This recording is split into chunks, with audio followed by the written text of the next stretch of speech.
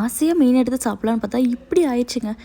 என் பையனுக்கு இப்போ 2.25 வயசு ஆகுது. அவன் இப்போ தான் ஒரு 2 வார்த்தை சேர்ந்த மாதிரி பேச ஆரம்பிச்சிருக்கான். அதுலேயும் அவன் அதிகமாக பேசுகிற வார்த்தை மீன்.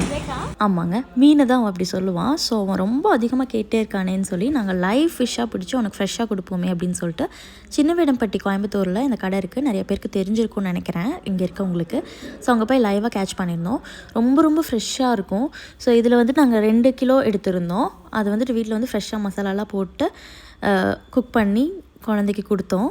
ஸோ எங்களுக்குமே அது ரொம்ப பிடிக்கும். நீங்கள் யாராவது ஃப்ரெஷ்ஷாக வந்து ஃபிஷ் எடுத்து சமைச்சிருந்தீங்கன்னா அதோட டேஸ்ட் தெரியும். ஃப்ரெஷ்ஷாக நீங்கள் எடுத்து சமைக்கும் போது பார்த்தீங்கன்னா இப்படி மேலே வந்து நல்லா உப்பி உப்பி வரும். பார்க்குற கொஞ்சம் பயமாக இருக்குல்ல, என்னடா ஃபிஷ் இப்படி இருக்குன்னு. ஆனால் ஃப்ரெஷ்ஷாக எடுக்கிற ஃபிஷ் நீங்கள் உடனே பிடிச்சி சமைக்கும் போது இந்த மாதிரி தான் இருக்கும். ஸோ ரொம்ப ரொம்ப ரொம்ப டேஸ்ட்டாக இருக்கும். நீங்கள் 2 மீன் சாப்பிட்ற இடத்துல 4, 5 உள்ளே போயிட்டே இருக்கும். இந்த மாதிரி மீன் எடுத்து நம்ம குழந்தைங்களுக்கு கொடுக்கும்போது யோசிக்கவே வேண்டியதில்லை இதில் ஃப்ரெஷ்ஷாக இருக்கா, எவ்வளோ நாள் ஆச்சுன்னு சொல்லிட்டு. அந்த தியான்மே சூப்பர்னு அப்ரூவல் கொடுத்துட்டான்.